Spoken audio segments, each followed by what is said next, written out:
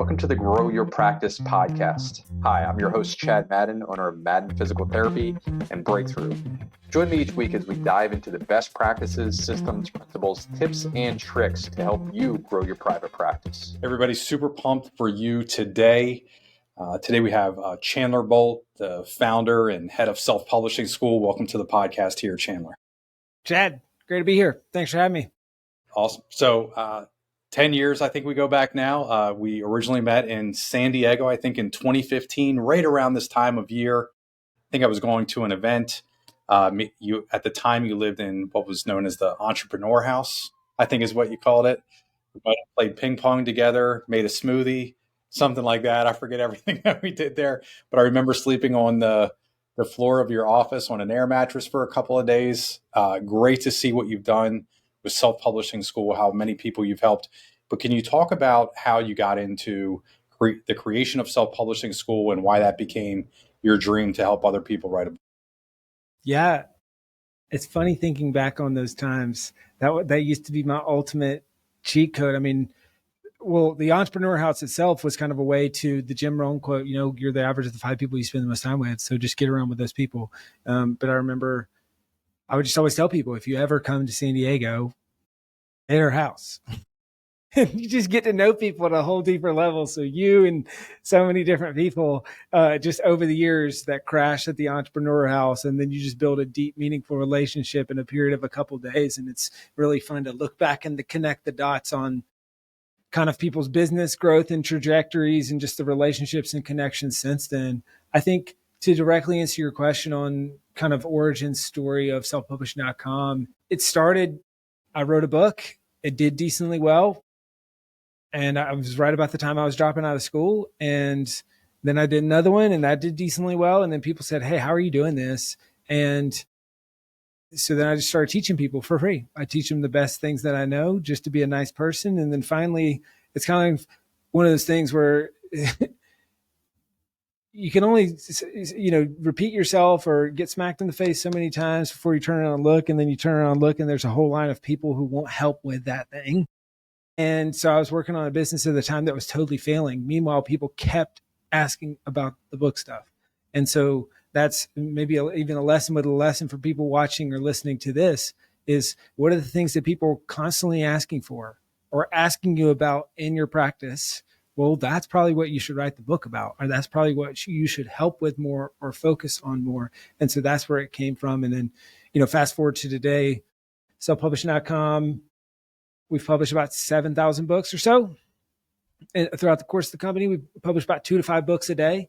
A lot of folks in the physical therapy and chiro world through you guys. And it's been a fun ride. That's awesome. So in the beginning, you had a business, you were hearing, just to recap on what you said there, you heard a need, probably were ignoring it a little bit in the beginning. You yourself had published, was the first book published? No, that's the most recent one. The first book was on productivity for entrepreneurs. The second book was I wrote with my brother on the 15 things our parents taught us growing up that we thought were normal, but then we got out in the real world and realized no one gets taught this stuff. And it's his perspective as a musician, my perspective as a business guy. So kind of right brain, left brain, kids on these same 15 things. And so those were the first 2 books. Got it. And if I remember the story correctly from when you were on 4 or 5 years ago on the podcast, you had shared I think you were snowboarding and you checked your account balance and you were getting paid, right? Yeah. That was the deal. That was a light bulb moment where it was $400 in royalties and I was snowboarding in Austria all day while those royalty checks came in. And so it just, one of those things where once you see it, you can't unsee it. And it's probably a lot of people listening to this, it's the ability to go from 1 to 1 to 1 to many. That's a lot of times what we hear when we're working with chiropractors or physical therapists or people who they are the deliverable, then you're also the bottleneck, right? So it's like that was that moment for me where it's, okay, I've detached my time from delivering the thing. And now I've created this thing that's out there that people are just buying and getting value from. Yeah. I've always heard that, it's a really big jump, and I know this to be true, to go from you actually laying the bricks or writing the books in this case to helping other people doing the same thing. what were some of the biggest challenges that you had early on in helping that line of people who were looking to write their first book? I think at first it was imposter syndrome. Can I even help other people to do this? It's like, all right, cool. Well, I did it, but doesn't mean I can teach it. And so kind of that first cohort of 40 people, I think it was 44 people, was a proof of concept. And so we were very straight up about it. Hey, we're going to teach this. We've never taught it before. You're going to get the best pricing that will ever be, and you'll get the most support that will ever exist in this, directly from us at least. And so that's what it's going to be. And if that sounds interesting to you, let's do it. And we're going to custom build it for you. And so we did that. And I think 60% or so of those 44 people wrote and published a book in less than a year. And That's so awesome. that was the light bulb moment for me of, okay, we can successfully teach this. So then the belief barrier was broken. And then there was just a lot of bottlenecks and learnings on, okay, how do we get customers? How do we get customers at scale? How do we do so profitably? Okay, now we hit $1 million in revenue. Shoot, we can finally hire our first employee. How do we do that? And then how do we start scaling and systems and process and all that stuff? And so it's, business growth is just a game of, for me at least, what's the biggest problem? Find the best book on that problem, read the book, implement the book, keep growing. Yeah. I want to ask you about thought leadership. And I know just from what you said, that first group of 44, let's say 25 or 30 of them published, there are different reasons that we can publish. You shared already that, one of those would be for the royalties just coming in from people buying the book on Amazon.com or whatever it might be. The other way, which I've heard you talk about frequently, is a book. Writing a book is the best business card in the world. So for our listeners that own a private practice, they want to be known as the expert in their area, and they perceive that they have the most training, the most certifications, et cetera, and they want to be able to help people. How can they be utilizing that book within their practice to attract more patients, grow their practice, leave a bigger impact in the world? Yeah, it's a great question. I mean, the root word of authority is author. You become an authority in the minds of your prospects, patients, customers, whatever you want to call them, when they find out that you're an author. And so I'll never forget you sharing the story about that family that drove 12 hours or something to come to your practice. From Lexington, Kentucky. Yep. Yeah. And because they read the book and they said, no, nobody else can help. But this guy, Chad, he's got the solution to my problem because I read the book and I believe that he has a solution because of that. And I just always thought, ever since you told me that, I'm like, I wonder how many other PT offices they drove by on that trip. Probably hundreds, right? And the difference wasn't probably that you're that much better than those other PTs, although you're obviously exceptional at what you do. It's that you created value and leverage and clearly showed them like, hey, I could solve the problem. Because sure, maybe they drove by 500 other practices and maybe there were like 50 that could solve the problem. So a bunch of them couldn't, but it's just a big difference. So I think what I would say to those folks who are thinking about it is take the broken record conversations that you're already having on a daily basis in your practice, write a short book on that, then use it at every part of the funnel or every part of your sales process. So use it with prospects on the front end, give it away to everyone who comes in for a workshop or everyone who comes in for a consult or anything like that, and watch all of your sales numbers go up. Give it away to patients for referrals. Say, hey, here's a copy for you, and here's a copy for someone you know. I remember speaking at a chiropractic conference, and it was like one of the largest chiropractors in Canada. And he said, yeah, that's how I did it. I gave 2 copies of my book to every patient and said, here's one for you. And here's one for, most books don't come with strings attached. This one does. The second one is for a friend you know that needs my help. And he said for every, I think it was 100 books. I forget what the numbers were. They're in a PowerPoint somewhere, but it was staggering. It was like 37 referrals for every 100 books that he gave out or something stupid like that. I'm like, well, yeah, I'm no mathematician, but that's pretty good.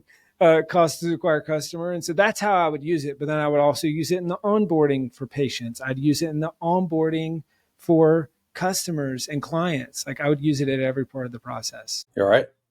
Yeah, weird. It says you have another tab open on Riverside. Yeah, I was wanting to make sure that I didn't. Is it still saying that? Let me see if I can close it down. I got rid of it. Not a big deal. Well, I've got a secondary one that says, please keep this tab open until the upload is done. But I think that's just because I dropped. But I can also close out of that if I wanted to, or if you need me to. So, you were talking about the Canadian chiropractor who was giving away books, and 37 or so of the 100 people ended up of those books that handed out ended up coming back in as an additional referral.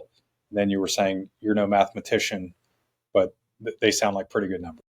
Yeah. So sorry, my connection was breaking up, but yeah, I'm no mathematician, but 37 referrals on 100 books. I mean, what are you paying? Maybe $10 a book. I mean, so you kind of do the math there of 10 times 100, you're paying $1,000 to get 37 referrals into your practice. So that's just kind of bringing it home here. That's kind of where I think about it is how do I use it in every part of that process? Pre-sale, during sale, post-sale for customer or client onboarding, but then also even with employee onboarding. I mean, this is how I do it in my business. It's like if you get, I forget what you guys, whether it's like physician's assistants or techs or whatever the name is of the people who are in the trenches kind of helping you guys, was like, all right, read the book as part of your onboarding. And so just like it gives you leverage in every aspect of the business. Yeah, right on. And just to validate exactly what Chandler's saying for everybody here, years ago, so probably 15 years ago now, I published my own book on back pain, went through, and I had no idea what I was doing, had some moderate success with that, at least got the book done. And then what I did is after I met Chandler, I went through selfpublishing.com, the school, exactly as Chandler laid out. I worked with a coach who incidentally was another clinician, another physical therapist, knew exactly what I wanted to do.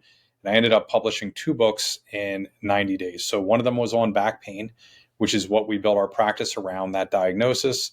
The second thing was on marketing, specifically for private practice owners. And was able to do both of those and again, self-published both of those in 90 days. Did work with an editor, did work with a few other members of Chandler's team in terms of editing and book layout, et cetera. But they made the whole process seamless compared to me slogging away, figuring out how to publish that myself beforehand, using what I could find on Google. So they gave me a huge shortcut, absolutely worth a while. I think we ended up doing like 10,000 of the back pain books over the years. And we ended up doing more than 2,000 of the Killer Marketing Secrets book for other business owners. So completely validate and back up everything that Chandler has shared here. Time for Starlink, brother. You there? No kidding. I'm like, this is ridiculous. I'm so sorry about this, man. I'm like, I literally haven't ever had issues with this Wi-Fi in this office. Give it a second. You're a little grainy, right? Keeps dropping right now. But yeah. I cool. I stick with Ethernet, old school. But and I filled it in. Yeah. I had just shared after you dropped off. I gave my personal story and just validated everything you shared. So let's talk through any trends that you've seen in self-publishing. How has that changed? 20 years ago, we were publishing, manual books that you could hold in your hand. I know some people still prefer that. Then we went to the ebook format. I know you do some very clever things with audio as well that really help owners get their message out. So can you talk about any trends that you've seen over the last 5 years in self-publishing? I think the big trend is, it used to be that self-publishing was the backup plan.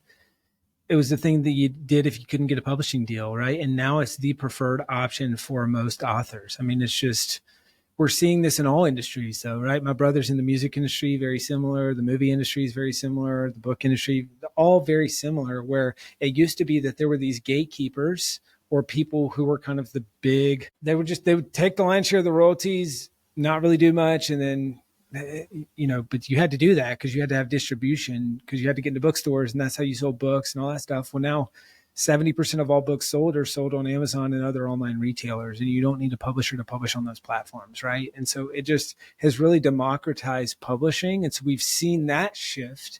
And then I think there's been multiple kind of shifts within that, and people keep saying, "Oh, books are dead. Books are dead. Books are about to die," and they're not dying.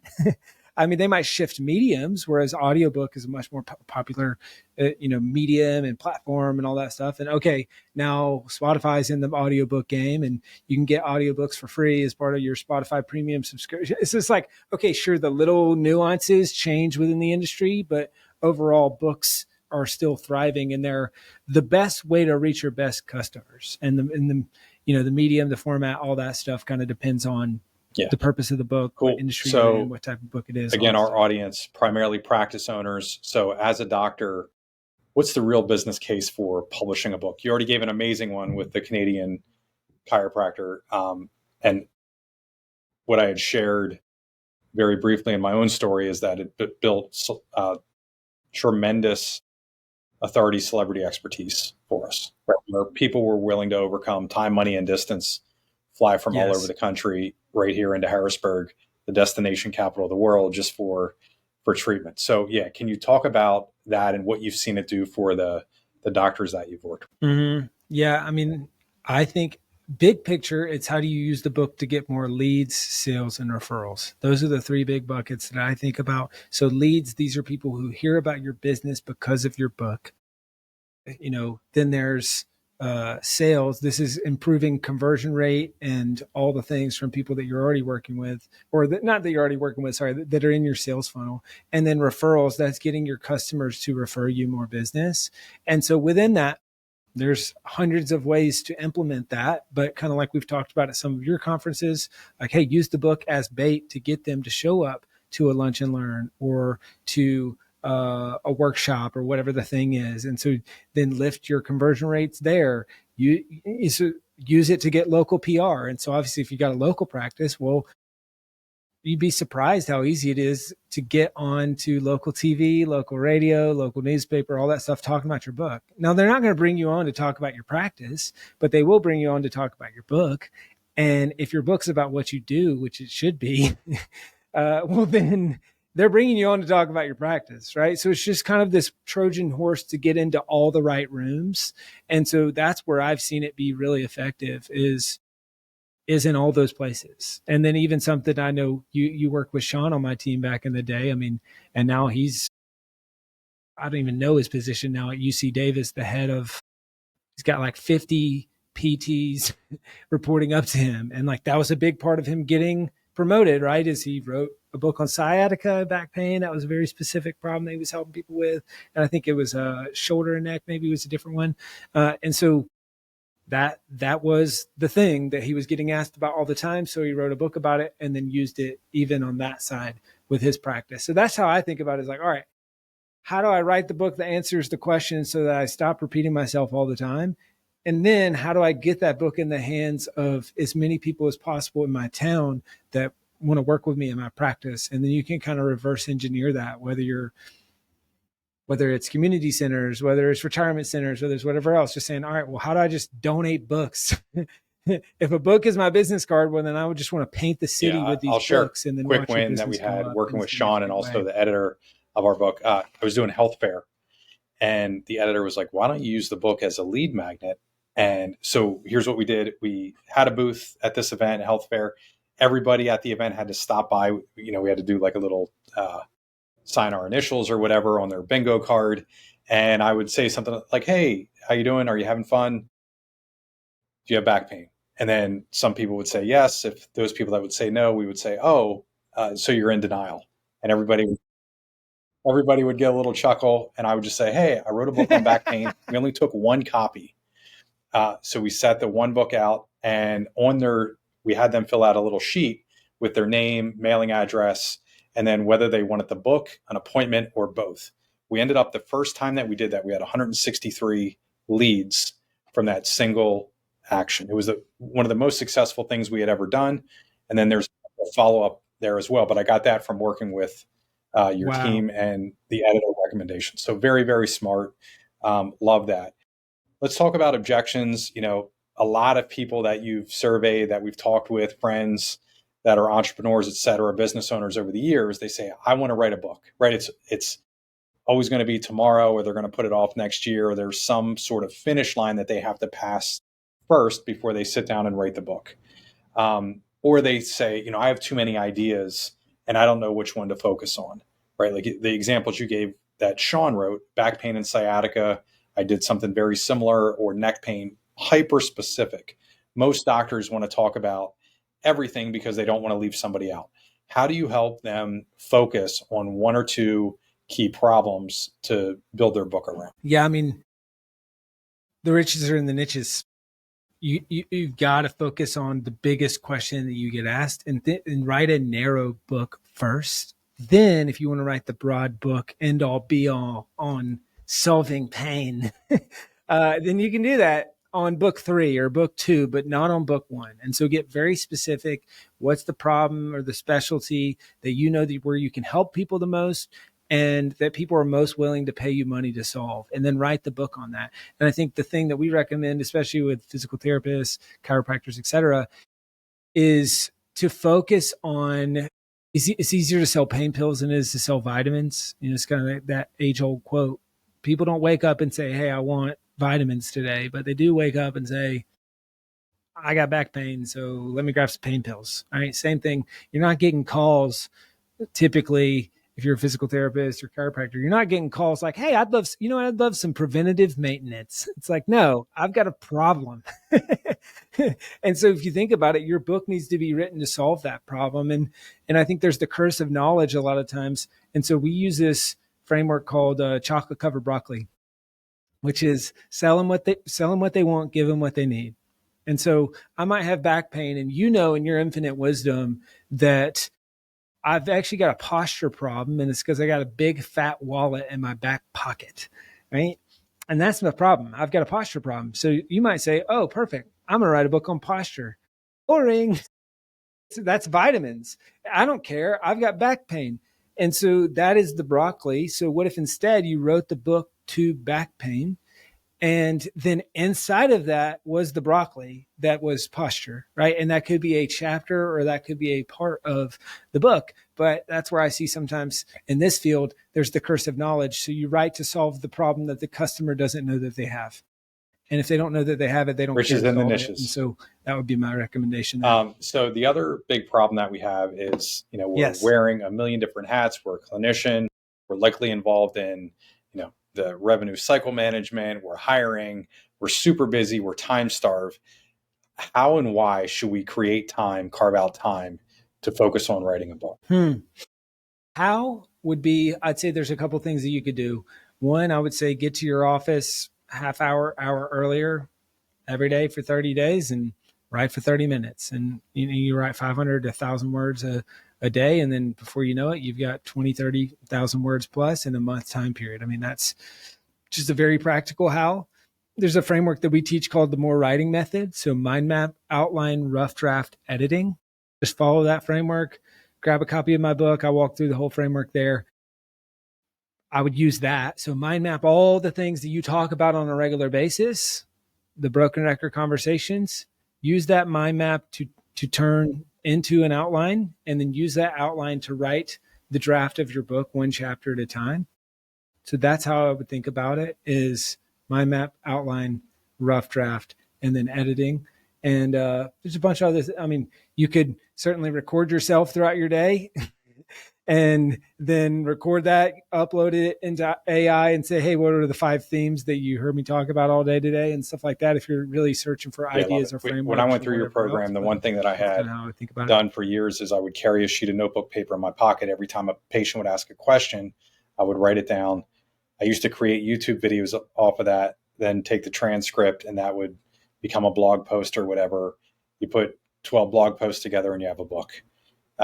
It's a little bit more simple than what most of us make it. Mm-hmm. But love the system that what's it called? Write More was the framework.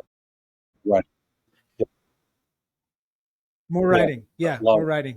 Love that. You could say it that way too. I still use the mind mapping today. I mean, I have a notebook sitting on my desk right now, and I still use that for everything exactly like I learned at selfpublishing.com. So a listener wrote a book, and now it's done. Now they get the box. It's in their office. They open it up. They take out their first copy. There's a little tear running down their cheek of all the blood, sweat that they put into doing this. What do they do next? How do they do this? What's the first thing that they should do once they've accomplished the book? It's now in their hands. Where do they start? Chandler? Yeah. Well, I would say first thing, congratulations. You now have leverage. It's that simple. All that you've written out and crystallized all your thoughts, you now have leverage on those thoughts. That's beyond just you talking to one patient at a time. And so now my goal and my mission, if I'm you, is to get this in front of as many people as possible that can pay you to solve this problem, right? So then I start thinking about, okay, in my area, who has this problem and where do they congregate? And then how do I get the book in front of them? And so it's really all I'm asking is how do I go from one-to-one to one-to-many? And so I would follow the stuff that we teach at selfpublish.com. There's a whole chapter on that in my book. It's called Published, to launch it successfully, create a launch team, all that stuff. But then what I would do is I would say, all right, well, let me do a launch party around this. This is like very specific to this. And so let me get every past customer and their friends into my office for a launch party. And I'm going to give them a free book if they show up. Right. And so I would just do that. And so then now all of a sudden, boom, we've got 50, 100, or maybe even hundreds of launch parties. And maybe you do a couple of them. Hey, we're doing a friends and family launch party. All right. Now we're doing a customer's launch party. Now we're doing a whatever. It's a reason for people to gather. That's not come hear about my business. But guess what? I mean, they're in your office. They're going to hear about it. And so use the book as the bait to get people to congregate and show up in your office. And then I would go PR route. I would say, all right, let me get on local TV. Let me get in the local newspaper. That's just so simple. I did this when I was in college running a house painting business, and I was knocking on doors to convince people to paint their houses. And you walk by thousands of mailboxes. And then finally one day I just thought, man, what if I could just get in all these mailboxes? It'd be a lot easier. Oh, how do I do that? The newspaper. Okay, well, what if I just spend an hour a week reaching out to that decision maker that controls 30,000 mailboxes in my zip code instead of knocking on one door at a time? And so then I did that, then got in the newspaper. Then I got that and I said, okay, well, let me go to the TV station and say, hey, people are talking about this. You probably want to cover this too. And so then they did that. And so then I'm on local TV. And so then it made everything more effective. People are starting to call me and call us to paint their house. And and when we were knocking on doors, now we could say, oh, hey, you may have saw us in the paper the other day. We're helping people paint their houses. And it's just like, if I can do that for something as boring and insignificant as painting, it's like literally the saying, watching paint dry, it's pretty boring. And I got coverage on that. Well, then you can certainly do that on what you're doing with your practice, but use the book to get into that. And then I would say, all right, let's roll out the playbook. Let's ship these to past customers. Let's really take the next playbook and just integrate it into the full business and use it to dramatically reduce your cost to acquire customers. So phase one is and increase getting the ideas out of the doctor's head into a book format, something that's palatable, digestible, in patient language, et cetera, valuable to the patient. The next one is next phase is really marketing, getting it out into the world. Love it. You just held up your book. How can our listeners get a copy of Published? Yeah. Go to publishedbook.com/audio, and you can get an audiobook for free. So I figured if you're listening to this podcast, you're probably an audio content person. So get publishedbook.com/audio. You can get the audiobook for free. And on that note that you were saying, Chad, I just think about this. I do this with my team and myself, but I would recommend for PT practice owners is you never leave home without 5 books in your car. They're in your car, they're in your backpack, they're in your office, they're anywhere that you are. And I give books to my staff as well. And they know, these are out in the wild. Anytime it's even just way more applicable, I feel like, for what you do. It's like anytime you run into someone with back pain, just give them the book. That's it. Just give them the book, and then just watch the business grow, because it's like this grassroots movement in your community in a way that you're not doing. I want to talk about one other roadblock that I hear owners say is they're worried that every time they give a book out, that if I give a book to you, I'm expecting that you read the book cover to cover within 24 hours and take an action. That's not real. I know factually that we handed out thousands of books that people never read, but because they had that book and it was 160, 180 pages, whatever it was, they made this computation in their mind. Oh, Chandler knows how to help people publish books, or that I, know how to treat back pain, or whatever it is. Sean knows how to treat neck pain, whatever that might be. There's an instant connection. That's what you're playing for. It's not that they read and understand every single thing, and now they have a doctorate in physical therapy because they read my 160-page Treat Your Back Pain book, right? Cool. So exactly. Somebody's listening to this. They're thinking, okay, I'm convinced I need to write a book.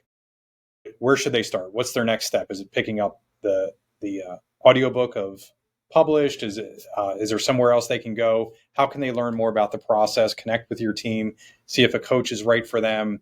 But yeah, what resources, what's the first step that they take, Chandler? Yeah, I would say first step, if it's on the maybe someday list, grab a copy of my book, publishedbook.com/audio. Second step, if it's hey, this sounds interesting, maybe in the next 6 months or 12 months, go to selfpublishing.com/apply, book a call with my team. We'll just create a strategy with you. So we'll sit down and say, what are your goals? What are your challenges? We'll kind of create a custom solution. If it makes sense to work together, obviously we can talk about that. But those are the two starting points that I'd say. And then just very practical action item that I give is take 15 minutes as soon as you're done listening to this.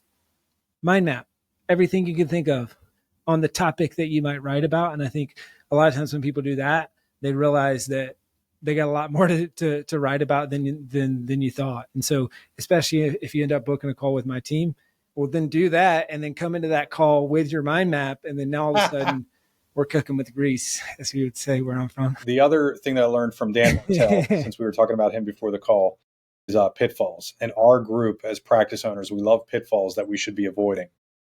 Once somebody decides this, they're committed to writing the book. What are one or two pitfalls that people should look out for as they're just getting started on this journey? I think, the first pitfall is not starting or not committing to the book. And that's where most people stop, because they think, oh, I don't have time. Who am I to write this?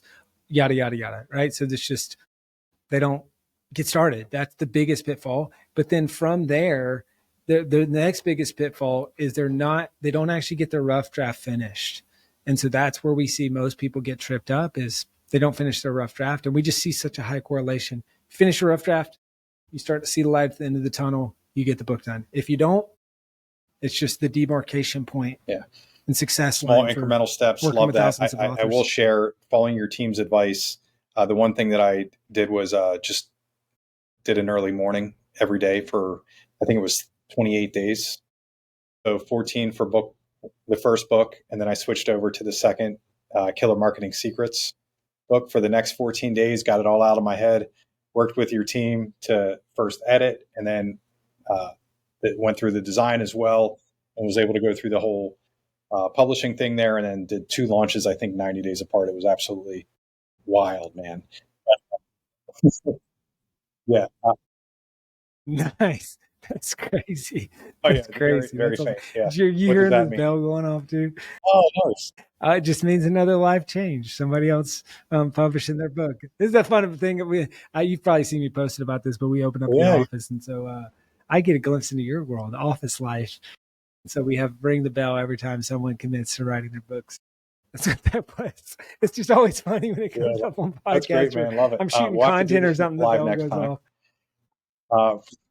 Yeah, and then one more question for you. Yes. Most impactful book that you've ever read in your life. I literally just dropped a video on my YouTube channel I'm bringing back the YouTube. This is a Chandler Bolt YouTube channel. It's just kind of fun things around scaling and all that stuff. But on my 7 most impactful books, I would ask a clarifying question for you, Chad, which would be, what's the problem that you're trying to This solve? is your journey, man. Or the focus area that you want to learn? And I'll give you a book. That's not the agenda of the question. I don't have anything that I'm looking for myself. I've read quite a bit, but I love to learn from other people.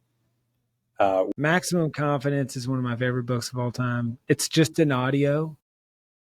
Extreme Ownership, also one of my favorite books of all time. And then another book that is not often recommended is Extreme Revenue Growth. That's a really, really good one about scaling from 7 to 8 figures, that kind of range. So that's 3. That's Extreme Revenue Growth. That's the third one. It's a thin, skinny book that's extremely potent and rarely recommended. Extreme Ownership is Jocko. It's just not that popular, but it's really good. Funny story is, I ask this question on every podcast. I try to typically locate an autographed copy of the book. You raise the bar here, where now I have to find an autographed copy of an audio book. Maximum. That'll be rough. But so I did that for somebody that was on Steven, who was on the podcast, and then I saw him at an event, and he gave me an autographed copy of Extreme Ownership, which was pretty legit, man. It's just a nice little special touch. But Extreme Revenue Growth, who's that? That's by? Killer. Yes.